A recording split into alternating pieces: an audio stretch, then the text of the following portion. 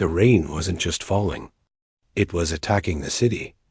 It hammered against the windshield of her small blue hatchback, making the world outside look like a smudged watercolor painting.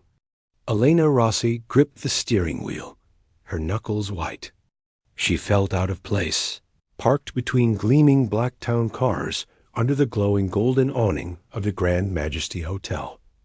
Her phone buzzed on the passenger seat, next to a crumpled napkin and a spare hair tie. It was a text from her sister, Chloe. ***, sulfur monoxide. Sorry. Meeting running late. Can't get away. Just look for a man in a gray suit near the valet. He's important. Tell him you're from me. Thanks, you're a lifesaver. Zoxo. ***, Elena sighed. This was so typical. Chloe, the high-powered executive, needed a favor.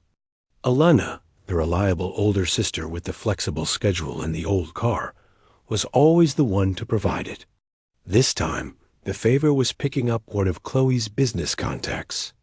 A potential client for Elena's fledgling flower shop, Chloe had said. A big opportunity. Elena peered through the blurry windshield. The hotel doors swished open occasionally, spitting out people who were quickly whisked away by luxury cars. Then she saw him. A man stood slightly apart from the crowd, right where the valet podium was. He wore a gray suit that even through the rain looked like it cost more than her entire wardrobe. He was tall, with an impatient set to his shoulders. He was talking to a valet, gesturing sharply at his phone, and then at the empty driveway.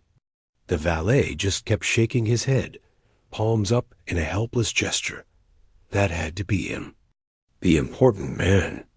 The client, gathering her courage. Elena pushed her car door open against the wind and made a mad, splashing dash to the awning. She was instantly drenched, her simple dress clinging to her. She approached the man, feeling small and soggy. "Excuse me?" she said, her voice almost lost in the drumming rain. "Are you Mr. Thorne's contact?" The man turned. He had sharp, intelligent eyes that took her in with one swift, assessing glance her wet hair, her practical car, her nervous smile.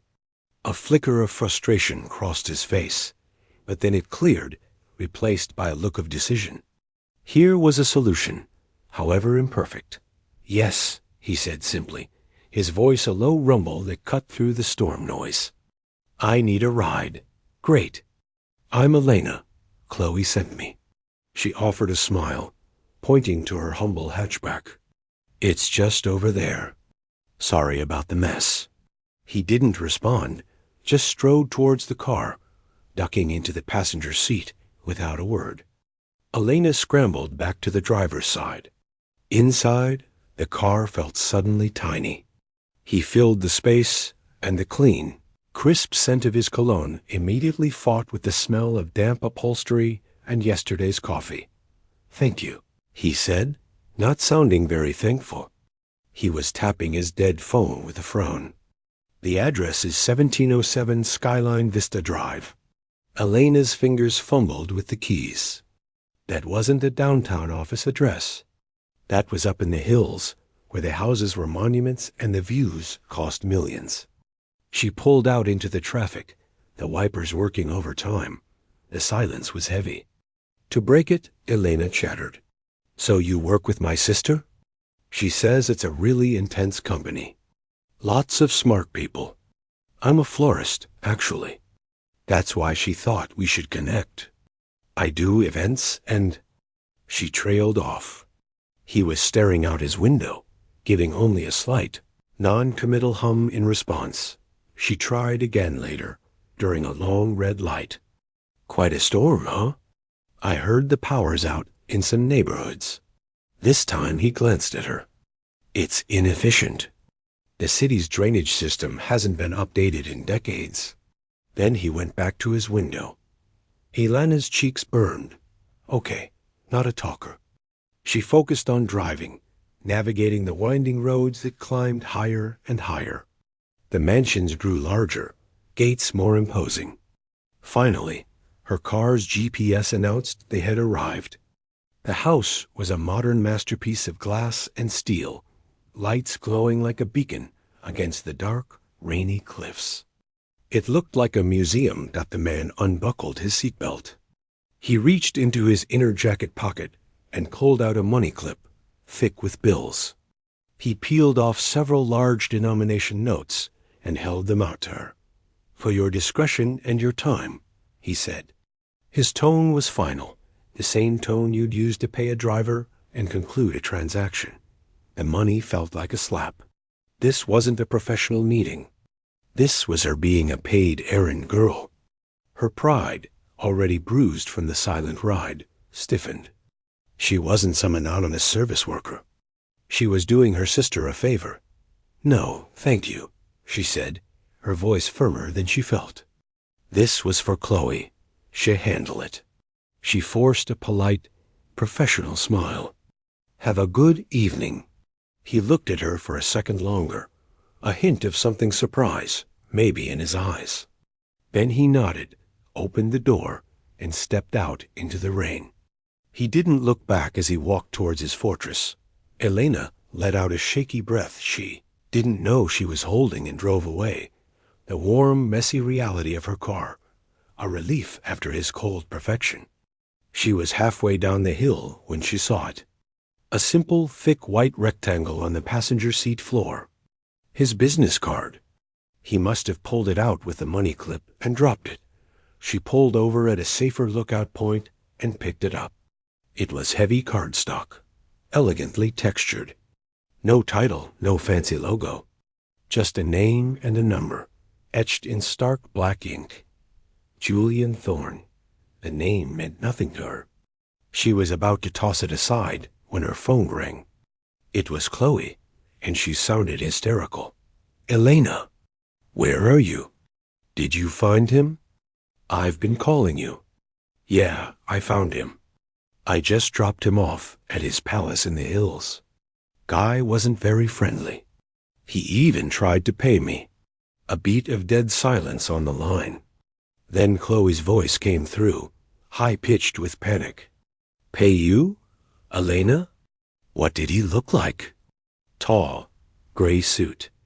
Really intense. Kind of rude. Why?" Chloe's next words came out as a wail. "That wasn't the client. That was my boss. That was Julian Thorne, the CEO, the billionaire. I was supposed to pick him up myself as a huge career opportunity. And now you drove off with him and refused his money? Oh my God, he probably thinks I'm the most unprofessional person on the planet. My career is over." Elena's blood ran cold. She looked from the phone in her hand to the expensive little card on her passenger seat. The rain on the roof sounded suddenly very, very loud. She hadn't just picked up a stranger. She had picked up a hurricane. The silence in Elena's apartment after Chloe's phone call was heavy and cold. It wasn't a peaceful quiet. It was the kind of quiet that hummed with panic. Elena sat on her couch, Julian Thorne's business card, sitting on the coffee table like a tiny, expensive bomb. Her sister's words kept replaying in her head. Asterisk, my career is over. Asterisk. Elena spent the next 2 days trying to fix it. She called Chloe over and over, but her sister wouldn't pick up. She sent text messages filled with apologies, each one sounding weaker than the last. Finally, a single text came back from Chloe. Asterisk, asterisk, just stay away. Don't make it worse. Asterisk, asterisk, but Elena couldn't just stay away. This was her fault. Well, not entirely her fault, but she had been the one behind the wheel. She had to make it right. An idea, a desperate one, formed in her mind. She was a florist. She spoke in flowers. Maybe she could apologize in a language this Julian Thorne might understand, a language of professionalism and quiet quality. Early Monday morning, she arrived at the massive, shimmering tower that was the headquarters of Thorne Industries. Her heart was pounding in her throat. In her arms was her apology, a large, stunning arrangement in a simple stone vase. She hadn't used bright, cheerful flowers. Instead, she used white hydrangeas for heartfelt emotion, deep blue delphiniums for dignity, and touches of green basil for best wishes. It was serious, elegant, and costly. It had eaten up a big part of her weekly budget, but it was the only thing she could think to do. She walked into the soaring, marble-lined lobby, feeling smaller than ever. After explaining herself 5 times to different security guards, she was finally directed to the front desk. A very polished woman with a headset listened, barely looking up. "I need to get this to Mr. Julian Thorne's office." "Please," Elena said, her voice sounding too loud in the quiet space. "It's an apology from me, Elena Rossi, regarding Friday night." The receptionist gave a thin smile, a kind that said, "I hear you, but I don't care. You can leave it here. Corporate gifts are screened and delivered in the afternoon. But it's fresh. The flowers, they need water. And you can leave it here?" the woman repeated, her tone final. Defeated, Elena gently set the heavy vase on the corner of the massive desk. Maybe it was better this way. Anonymous. He would get the flowers. Maybe he would understand the sentiment, and that would be the end of it. She took a step back, taking one last look at her beautiful, silent apology. Then she turned to leave. That's when the energy in the lobby changed. A side elevator she hadn't noticed before pinged softly. The quiet murmur of the lobby died down completely. The receptionist suddenly stood up straighter, her eyes fixed ahead. 4 people in sharp suits walked out first, talking in low, serious voices. And then he walked out. Julian Thorne. He looked different in the bright, harsh light of his own lobby. Not just a wet, frustrated man in her car anymore. He was a force. His stride was long and purposeful, his eyes scanning a file in his hand as one of his assistants talked rapidly beside him. He was the center of a moving storm of importance, and everyone in the lobby froze in its path. Elena froze too, halfway to the door. She wanted to become invisible, to melt into the marble floor. He was going to walk right past her and never know she was there. But he D-I-D-N single quotes T dot as his small group moved past the front desk. His gaze flickered up from his file. It swept across the lobby, a CEO checking his domain. It passed over the security guards, the waiting visitors, and then it landed on the arrangement of blue and white flowers on the desk. It stopped. His steps slowed. He turned his head fully, looking at her flowers. Then his eyes moved from the vase to the person standing closest to it, to her. Elena felt that glance like a physical touch. It was quick, but it was sharp. There was a flicker in his eyes. Not recognition of her as a person, perhaps, but recognition of the situation. The wet florist from the storm. Here. He changed course. He took 2 steps toward the desk. The receptionist looked like she might stop breathing. One of his aides tried to say something, but Julian held up a single finger, and the man fell silent. He stood right in front of the flowers, studying them. He didn't touch them. He just looked, his head tilted slightly. The lobby was so quiet, Elena could hear the hum of the lights. After what felt like an hour, he spoke. He didn't look at the terrified receptionist. He looked at the man with the tablet, his voice clear and cutting in the silence. "These are not the standard vendor flowers." The aide stammered. "No, sir." "They are not. I can have them removed immediately." "No," Julian said. The word was simple and absolute. He finally reached out and gently touched the petal of a single white hydrangea. "These are acceptable. They have presence without screaming." He turned his head, his eyes finding Elena again. This time he looked right at her. "Who is responsible for this?" Elena's mouth was dry as dust. She couldn't speak. The receptionist, with a trembling finger, pointed right at her. "That young woman, sir. She just brought them in." Julian Thorne looked at Elena, his expression unreadable. He didn't smile. He didn't frown. He was just assessing, like she was another piece of data. "The annual gala is next month," he said, and it wasn't clear if he was talking to her or to his aide. "The current florist is inconsistent." He gave a final slight nod towards the flowers. "Secure this florist for the event. Draft a contract." Then, as suddenly as he had stopped, he moved. He turned on his heel and continued his march across the lobby, his team scrambling to catch up. The storm passed, leaving Elena standing alone in the sun, ringing quiet. She was still standing there, stunned, when her phone buzzed in her pocket. It was a text from Chloe. This time, the words weren't panicked. They were cold, hard, and filled with a new kind of fear. Asterisk, asterisk, what did you do? My assistant just told me. You are not to take that job. Do you understand me? You will ruin everything. Call me. Now? Asterisk, asterisk, Elena looked from her phone to the beautiful flowers on the desk, and then to the empty space where Julian Thorne had just been. She had walked in to apologize and fade away. Instead, she had been seen. And now she was caught. The week that followed was a blur of fear and flowers. The contract from Thorne Industries arrived, not as a request, but as a polished, intimidating document.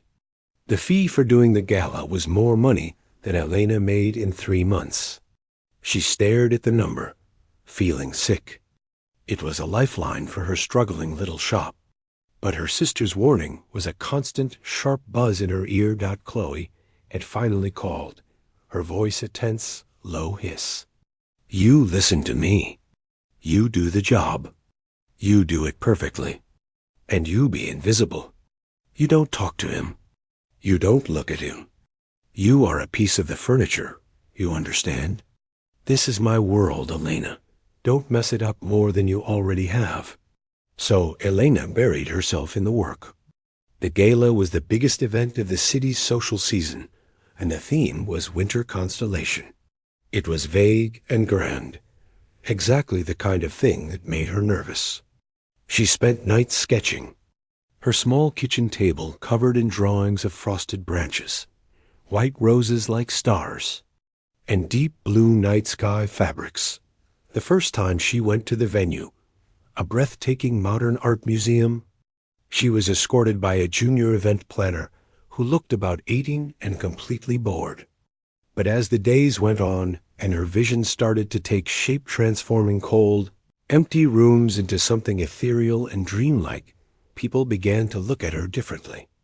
The bored planner started asking her opinion. The construction crew building the stage nodded to her with respect. She often worked late, long after the corporate staff had left. It was quiet, just the scent of pine and flowers and the sound of her own work.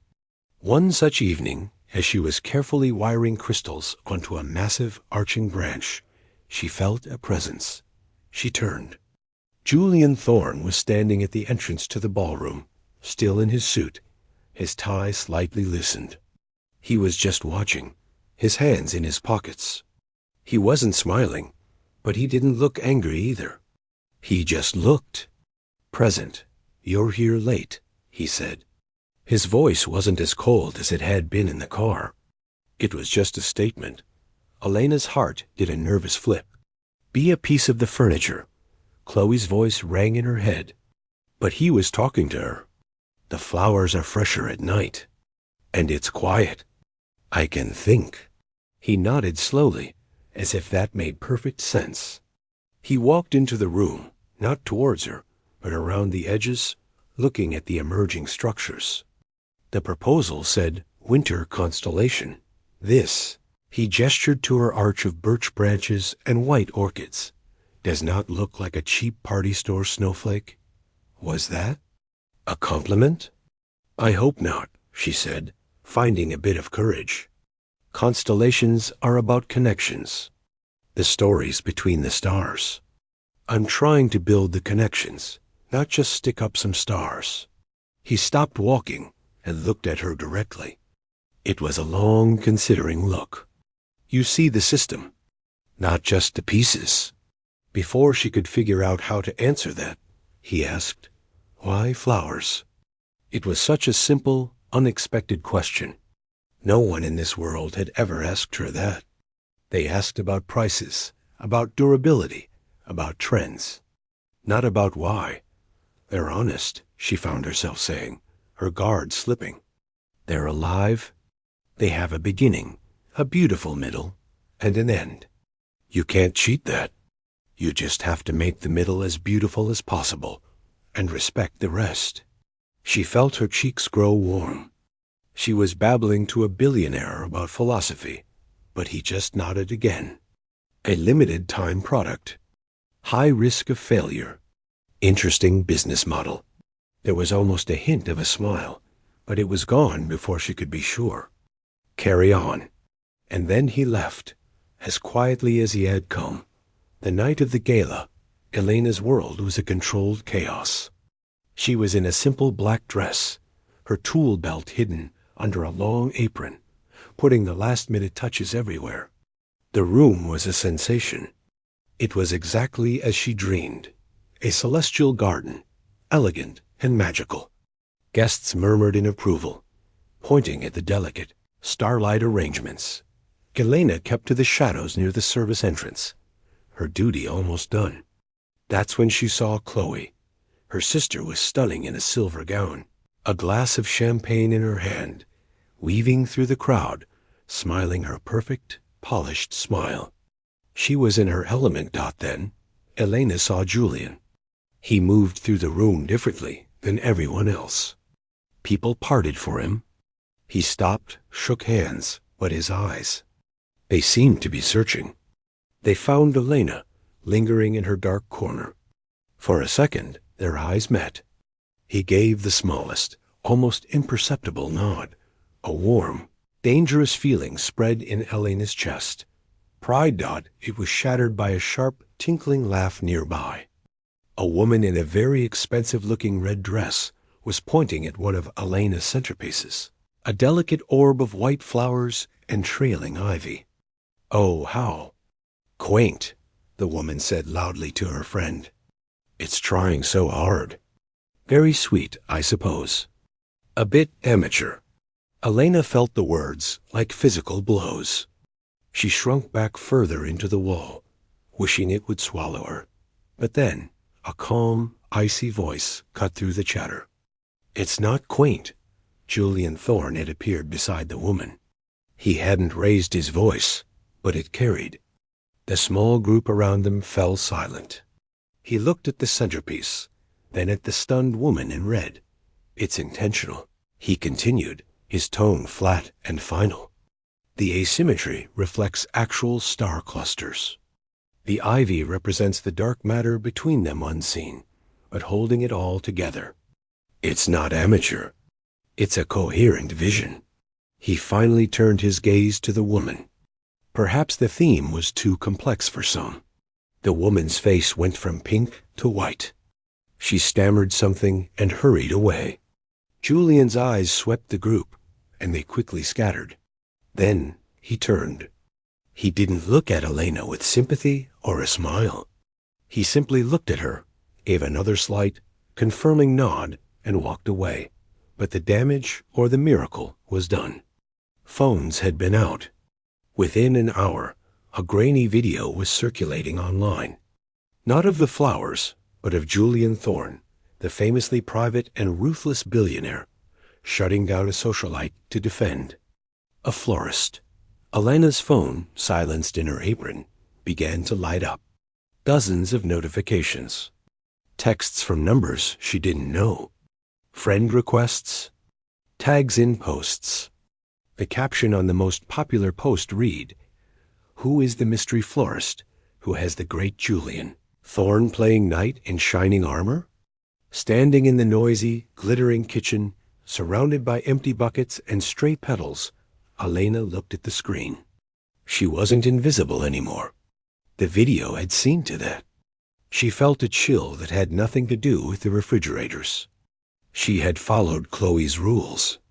She had been quiet. She had been professional. And yet, somehow, she had still ended up right in the center of the storm. The quiet of Alana's flower shop the next morning was a lie. Outside, the digital world was buzzing, but inside, it was just the hum of the cooler and the scent of earth and petals. She tried to lose herself in making a simple bouquet, but her hands were unsteady. Her phone, face down on the counter, vibrated again. Another notification about the video. The bell above the shop door jingled, too sharp and loud. Elena looked up, expecting a curious customer or maybe a reporter. It was her sister, Chloe. She didn't look like the shining socialite from the gala. She looked pale and furious, her eyes red-rimmed. She stared at Elena, and for a long moment, neither of them spoke. The disappointment in the air was so thick it was hard to breathe. You just couldn't help it, could you? Chloe finally said, her voice quiet and rough. You just had to be the special one. Chloe, I didn't do anything, Elena said, her own voice trembling. He said something. Someone took a video. You were supposed to be invisible. Chloe exploded, the anger bursting out. Do you know what this looks like? It looks like I used my pathetic sister to get close to my boss. Or that you're some kind of stalker fan who engineered that whole rainy night thing. My colleagues are already whispering. My credibility is gone. Elena felt the words like cuts. That's not fair. You asked me to do the job. I did it. What was I supposed to do when that woman was mocking my work? You were supposed to take it. Chloe yelled. You're a florist, Elena. You take orders. You don't get to have pride in a room like that. She turned, running a hand through her perfectly styled hair, now messy. He'll fire me over this. He hates gossip. He hates distractions. And now, thanks to you, I am both. Before Elena could even respond, Chloe's own phone buzzed. She looked at the screen, and all the color drained from her face. Her anger vanished, replaced by pure fear. It's his assistant. I've been summoned. To his office, now. Her eyes, wide and terrified, met Elena's. This is your mess. You're coming with me. Elena wanted to refuse, to hide among her flowers forever. But the look on her sister's face, the real, raw terror beneath the anger, pulled her forward. This was her fault, too. She took off her apron with numb fingers. The ride to the Thorne Industries tower was silent. The walk through the glittering lobby felt like a walk to the gallows. This time, they didn't stop at the front desk. They were escorted directly to a private elevator that shot up to the very top floor. Julian Thorne's office wasn't what Elena expected. It wasn't overly flashy. It was huge, with one entire wall of glass looking out over the city, but it was almost severe. Clean lines, a single large desk, no family photos, no clutter. It was a room for thinking, not for living. He stood by the window, his back to them as they entered. He didn't turn around. The assistant who brought them in left, closing the door with a soft final click. Sit, he said, still looking out at the city. His voice was calm, deadly calm. They sat in the two chairs facing his empty desk. Chloe was rigid, her back perfectly straight, her hands clenched in her lap. Elena felt like she might be sick. Finally, he turned. He didn't sit. He leaned against the front of his desk, looking down at them. He held a tablet in one hand. His expression was unreadable, cool and smooth as stone. There is a story circulating. He began, his tone conversational, as if discussing the weather. It suggests that the events of the gala, and even the initial encounter in the rain, were part of a coordinated effort. A scheme for attention or for advancement. His eyes moved from Chloe's frozen face to Elena's. I do not like stories. I prefer facts. He tapped the tablet and turned it towards them. On the screen was a series of text message logs. Elena recognized her own frantic texts to Chloe from after the rainy night. Asterisk, asterisk, I'm so sorry. I didn't know. What do I do? She saw Chloe's responses. Stay away.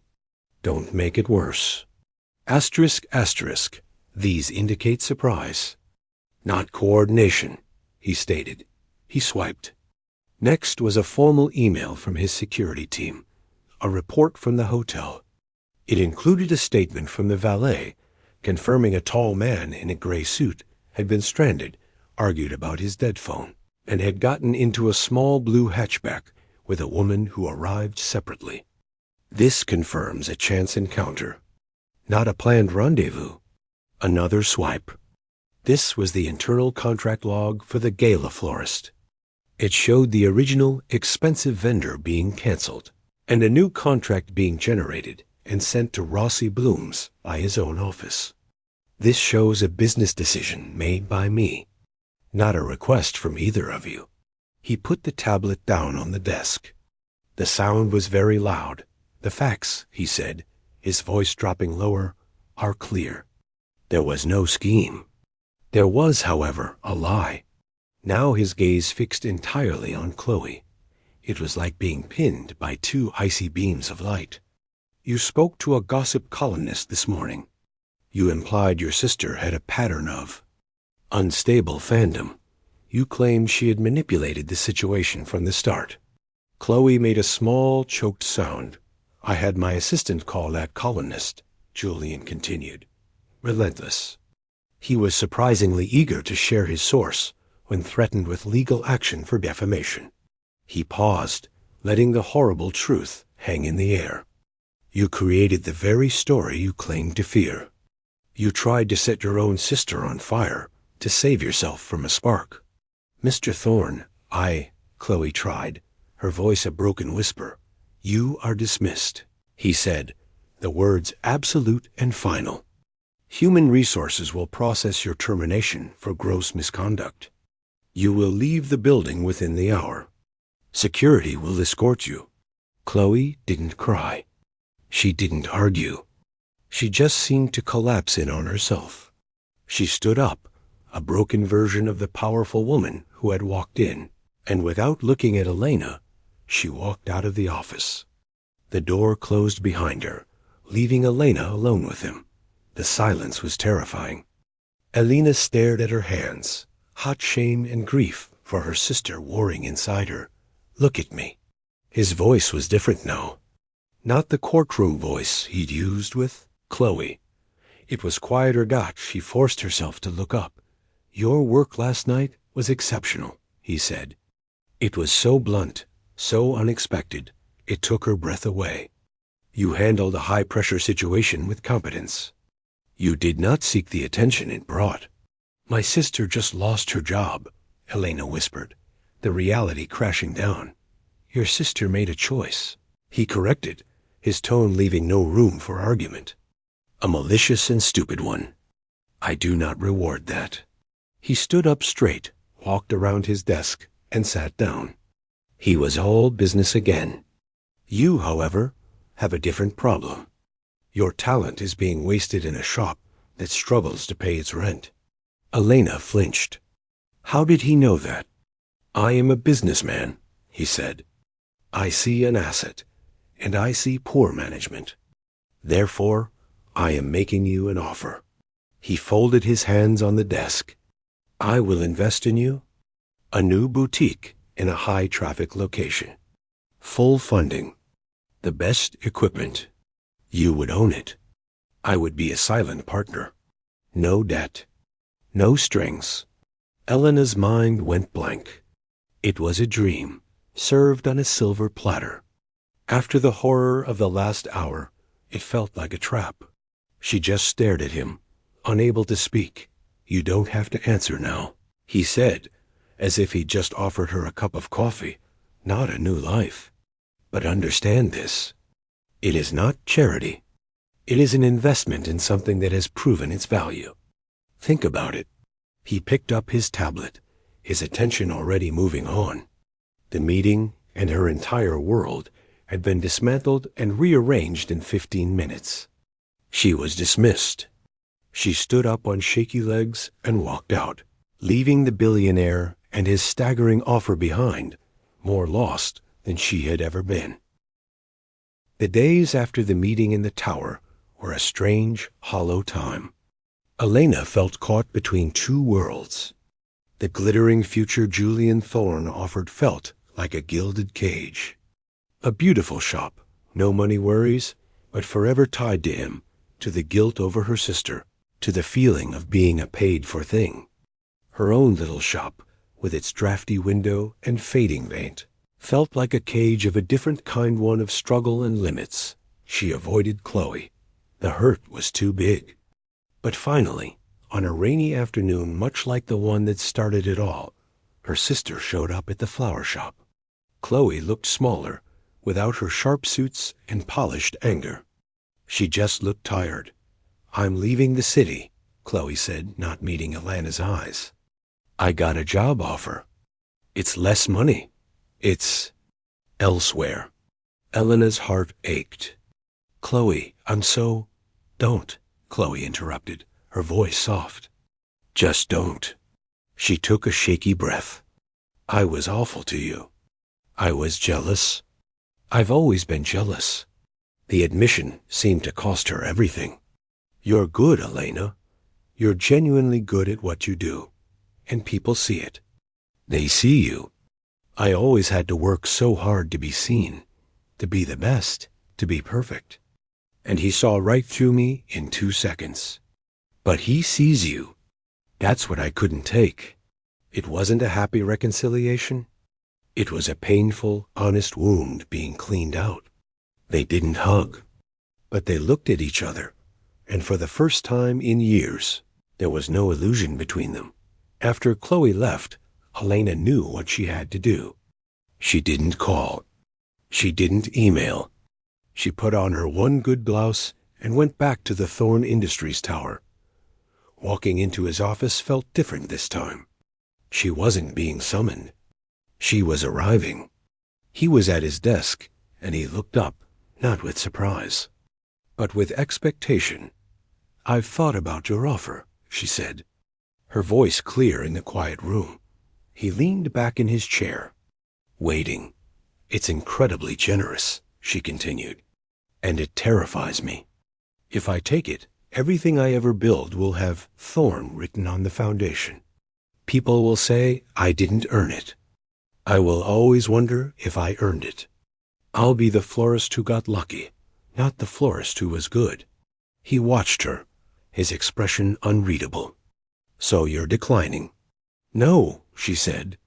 "I'm making a counteroffer." She took a step forward, placing a simple folder on his desk. "I don't want a handout. I want a client. This is a formal proposal for Rossi Blooms to become the exclusive floral provider for all Thorne Industries properties, this building. Your corporate events, the estate in the hills, year-round, at a fair market rate." She held her breath. The room was so quiet she could hear her own pulse. A slow, real smile touched Julian Thorne's lips. It was small, but it transformed his entire face. It wasn't a smirk or a cold gesture. It was genuine appreciation. "You're refusing a fortune to ask for a contract." "I'm choosing a partnership," Elena corrected, finding her own courage. "You get consistent, high-quality work. I get a steady, respected client that proves my worth. I build my own foundation. My way." He picked up the folder, flicked it open, and scanned the first page. He gave a single, firm nod. "The numbers are reasonable. The scope is clear." He closed the folder. "I'll have legal draw up the agreement. 5-year term with a performance review for renewal." Elena felt a surge of pure, clean joy. It was a chance, not a charity. "Thank you." He stood up, came around the desk, and for the first time, he offered her his hand to shake. It was a businessman's gesture, but it felt monumental. "No," he said, his hand warm and firm around hers. "Thank you, Elena." 1 year later, the street was full of people and noise. The front window of the new shop, Thorn and Bloom, gleamed in the afternoon sun. The name had been her idea, a nod to the tough beginnings and the beautiful result. It was hers. Every vase, every ribbon, every tile on the floor had been paid for with her own work, her own contracts. The Thorn Industries account had given her the stability to get the loan, the credibility to make it happen. Inside, it was bustling. People admired the arrangements, sipped the complimentary tea, and breathed in the happy, green scent of growth. Elena, in a simple dress smudged with a little soil, was everywhere at once, laughing, directing her small team, pinching a dead leaf off a rose. She didn't see him arrive. She just felt the crowd shift a little, the energy change. She turned, and there he was, Julian Thorn, standing just inside the door. He wasn't in a suit today. He wore dark trousers and a simple sweater. He looked comfortable. He held a single elegant pot containing an orchid with delicate, streaked petals she had never seen before. He walked over to her, through the crowd of her friends and customers, and held it out. "A new addition for your collection," he said. "It's rare. It requires specific conditions, but with the right care, it's resilient. I thought you might appreciate the challenge." She took the pot, her fingers brushing his. The orchid was extraordinary. "It's beautiful," she whispered, touched beyond words. "The work you've done here is beautiful," he said, looking around, his gaze taking in the vibrant, thriving shop. "I was right. It was a good investment." He meant the contract, not the money. "The best I ever made," she smiled. There was a comfortable pause. The noise of the party swirled around them, but for a second they were in their own quiet space. "So," he said, shoving his hands in his pockets, a slightly uncharacteristic, almost nervous gesture. "Now that you're officially a successful business owner, perhaps I could take you for a drive? My car is much drier this time. I promise." Elena looked at him, at this powerful, complicated man who had seen her, challenged her, and then respected her enough to meet her as an equal. She looked at her shop, her dream, buzzing with life all around her. She handed the precious orchid to her assistant. Then she turned back to him, her smile reaching her eyes. "I'd like that," she said. "But just so you know, I might have some opinions on your choice of route." For the first time, she heard him laugh. It was a warm, real sound. He offered her his arm, not because she needed it, but because he wanted to. And as they walked out of the shop she had built into the sunshine, Elena knew their story hadn't been about a rescue. It had been about two people from different worlds who had somehow found a way to build a bridge. And that was a much better story.